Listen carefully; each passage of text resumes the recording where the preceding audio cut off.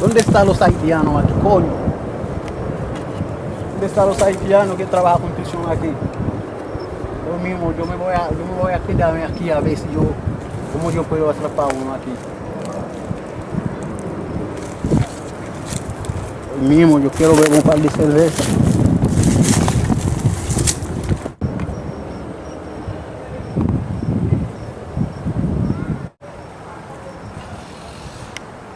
Diablo, mira, viene un haitiano aquí, yo me voy a quedar aquí, yo me voy a quedar aquí.